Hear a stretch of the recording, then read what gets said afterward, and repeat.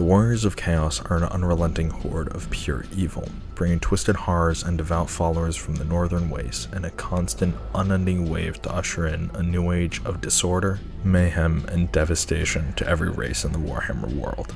If I can somehow get that experience for $9, I think it's going to be worth every single penny. The dawning realization that we are not fallen.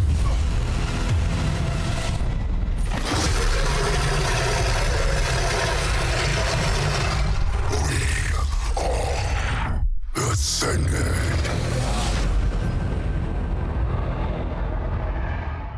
The Warriors of Chaos was released on May 24th of 2016 in tandem with Warhammer 1, and it's clear that it needed a good bit more time in the oven, but I'll get to that a bit later. Of course, this DLC added its namesake as a playable race to Warhammer 1, but I'll be playing it on Warhammer 2 because all of the DLC from Warhammer 1 is playable on Warhammer 2. With that all aside, it's very important to understand that Chaos doesn't play like your normal faction. They're a horde army, which means they can't hold any territory. Not even Chaos forts. Since a horde army can't recruit via normal means, they can only recruit from buildings built onto the horde. Since these buildings can only be constructed using growth points, and each subsequent building requires more points than the former, there's bound to be a push and pull between what sides of the roster you want to recruit. Right? I'll touch on this later once I get to the roster, but for now, Chaos has a much more glaring issue. The only way to recruit as well as expand the amount of buildings or upgrade the ones you currently have means going into encampment. Like all other stances, it takes a portion of your movement. For most other races that can encamp, it takes a generous 50% movement. For Chaos, it only takes half of that, which seems like a bargain until you realize orcs can encamp for 0 movement and they're not even a horde army. So what about another horde army? Black Arcs. You can put these mobile warships into an encampment stance at no movement penalty. And yet the Druchii also have access to normal armies, and a Black Arc can also take territory. Somehow Chaos is still saddled with this movement cost whenever you want to expand the Horde, but this is reinforced by another problem. As the Warriors of Chaos, you can only raise or loot and raise. Both of these options remove all of the movement you had left, even if it only took 2% of your movement to get to the settlement. This causes many problems, but the two main ones is that each army is limited to only one settlement fight per turn, and because it takes away all of your movement, you can't encamp before the end turn because you have no movement left. It's insane how after the almost 5 years this DLC has been out, not one major change has been made to their campaign mechanics or even such a simple fix as being able to encamp with no movement cost. As Chaos, you need to burn and raze the entire world to its core. That means taking out the Order Tide. If you have no idea what the Order Tide is, it's a grand coalition of all the good guy factions like Eataine, Corone, Reichland, and Karaz-a-Karak. This alliance is basically destined to destroy all of the bad guy factions like Clan Mors, Sylvania, Grumgor's Ardboys, Naggarond, and of course, the Warriors of Chaos. Seeing as Eataine and Karaz-a-Karak are quite a bit away, you've only really got Reichland and Corone to worry about.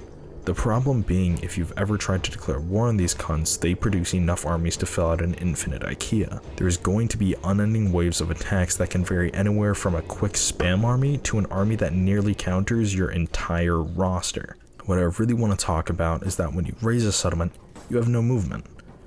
What if one of the dozen factions you're at war with decides to resettle it over the end turn? Like I said earlier, each army can only take out one settlement per turn, not to mention if you take a lot of casualties, you need to encamp. So the solution?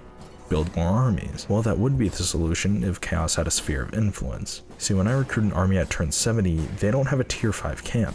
They don't have the levels to get up to a tier 5 camp in decent speed. They don't have the luxury of fighting easy enemies to build up more growth to build a better horde. For Black Arcs, there's a massive sphere of influence that other Black Arcs and even land armies can recruit from. Of course, this puts both of the armies into encampment, but it's worth it since the amount of turns spent recruiting is much shorter than the amount of turns you would spend to build a tier 5 settlement. Yet another thing the Warriors of Chaos would benefit greatly from, but they only have the option for global and local recruitment. With all that being said, how do the Warriors of Chaos play in battle? Well, they're grindy and melee infantry focused. Often their infantry units both provide a shield and high armor, making them very resilient to most non-armor piercing missiles and melee attacks. Even then, stat lines usually include a high leadership, which means by the time they've routed, they've already performed to the best of their ability. But unlike other rush armies like Greenskins or Vampire Counts, they aren't very fast. The roster's main early game powerhouse being Chaos Warriors are extremely slow with a mere 32 speed, meaning yes, they are very resistant to damage, but by the time they've closed the distance, they've already taken a decent beating and are worn out from the march. This makes units like pistoliers and handgunners and any form of artillery absolute kryptonite on the campaign map. Now you might think in a campaign there's going to be counterplay to set up an army to counter the enemy, like bring harassing units or cav to take out artillery or harass missiles. And to that you'd be half right, half wrong.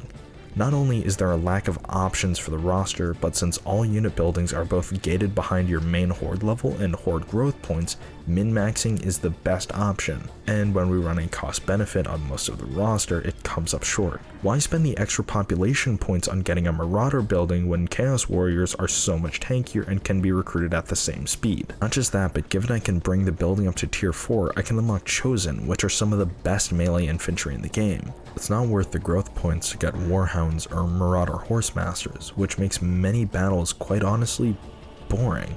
Of course, in multiplayer, where you're not saddled with the horde mechanic, things are much more varied, but as a solely campaign-focused player, I see no reason to recruit chariots unless I want more spice in my life. Luckily, the legendary lords on offer are extremely potent. Archaon is one of, if not the best melee fighter in the game because of his amazing items, and he's a caster for one of the best lores of magic, the lore of fire. Sigvald is still a somewhat niche pick, even though he does perform alright with his armor giving him passive regeneration. But if you want to steamroll the old world, Kolek Suneater, the Herald of the Tempest and son of Krakenrock the Black, can carry you through plenty of fights. As much fun as it is to stack Dragon Ogre Shaggoths and steamroll the Empire, you can never escape that chaos roundabout of hell, where you raise a settlement one turn and march away the next, and a few turns later it's all resettled. I honestly find myself getting frustrated because I usually pigeonhole myself into really bad situations, because I felt constantly restricted by horde mechanics rather than being a wave bringing upon the end times with zero fucks to give about territory.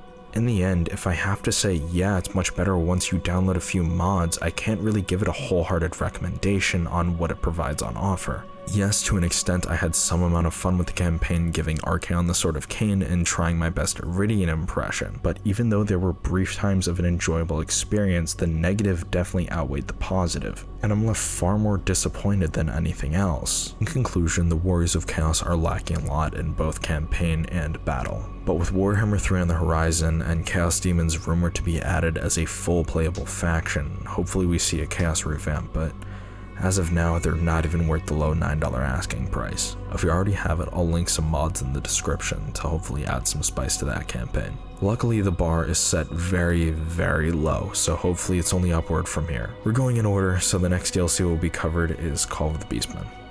I'll see you then.